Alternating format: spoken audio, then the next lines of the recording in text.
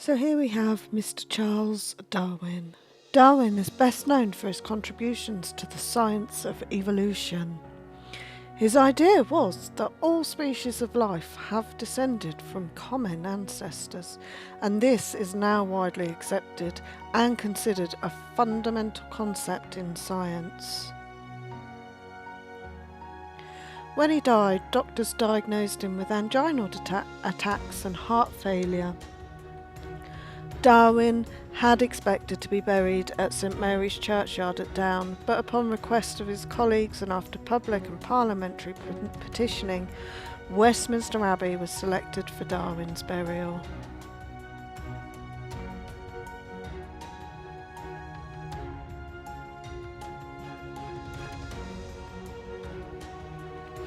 Westminster Abbey was a fascinating place to visit.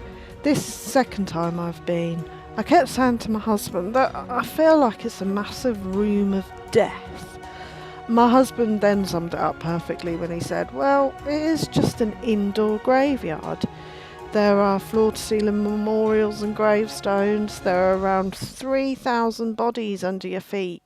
And the most interesting one, who is not famous at all, is this guy, Ben Jonson.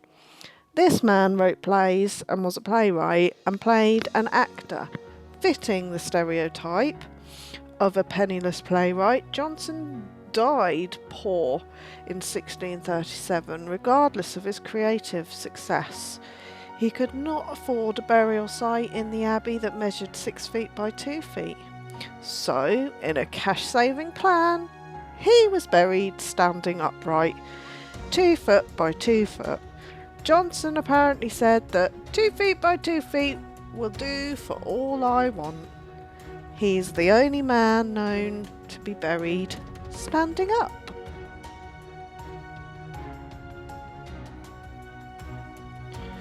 Sir Roger Bannister. Roger is famous for being the first person to run 1 mile in under 4 minutes with very little training. Bannister went on to become a neurologist and a Master of Pembroke College, Oxford, before retiring in 1993. In 2011, Roger was diagnosed with Parkinson's disease. He died on the 3rd of March 2018 at age 88 in Oxford, just 20 days before his 89th birthday.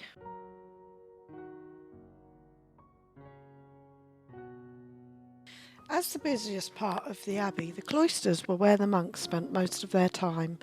Due to a fire that destroyed much of the cloisters of the Norman church in 1298, they had to be substantially rebuilt.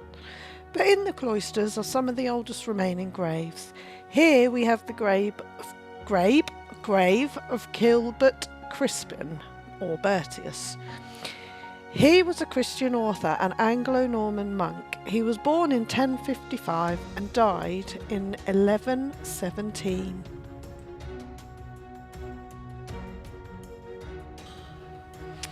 Stephen Hawkins. I was so excited to see this one. Hawkins, as we all know, was a famous English theoretical physicist, cosmologist and author. Hawkins was diagnosed with the slow-progressing early-onset motor neuron disease in 1963. After the loss of his speech, he communicated through a speech-generating voice box in a voice that is now known throughout the world.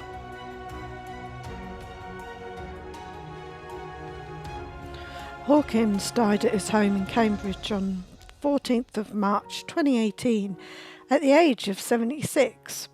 His private funeral took place on the 31st of March 2018. As you can see inscribed on his stone are the words, "Here lies what was mortal of Stephen Hawkins, 1942 to 2018, and his most famous equation." He requested at least 15 years before his death that this equation be on his epitaph.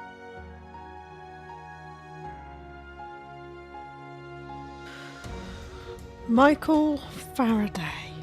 Now, Michael Faraday believed that electricity was vibratory and wondered if electric current passing through a conductor can induce a current in an adjacent conductor.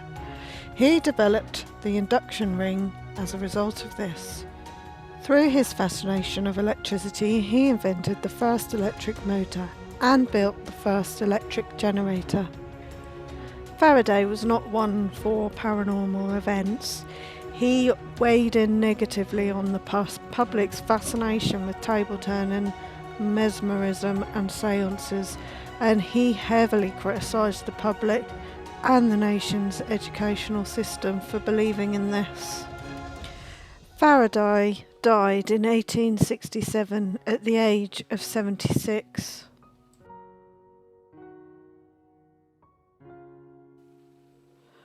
Michael Faraday and Stephen Hawking are neighbours in death, and as you can see here, Isaac Newton is right next to them both. Sir Isaac Newton. Sir Isaac Newton was one of the greatest mathematicians and physicists. He was also amongst the most influential scientists of all time. He is most famous for his formulation of the 3 laws of motion, the basic principle of modern physics. It is also said that Newton came up with the gravitational theory in 1665 or 66 after watching an apple fall. He asked himself, why did the apple fall straight down rather than sideways or even upwards? This is thought to be how gravity was discovered. Newton was unmarried when he died at Kensington on the 20th of March 1727, and he was interred here at Westminster Abbey on the 28th. Before his funeral, his body did lay in state in the chamber. His monument stands against the nave of the choir screen. Westminster Abbey was first founded by Benedictine monks in 960 AD. There are over 30 kings and queens buried in the abbey, one of which was Edward the Confessor. We will look at the kings and queens shrines in another video, as there's just so much to put in here, so keep an eye out for it. Not only are there many graves here of famous people, there are also some amazing antiques and artefacts here. It is believed that before Westminster Church was here, there was another church here, and it was then known as Thorney, but later on it was called Westminster or Monastery. It is said that this church was miraculously consecrated by St. Peter. So what we're looking at here is not any ordinary door. It is known as Britain's oldest door. It is thought to be constructed around the 1050s for Edward the Confessor.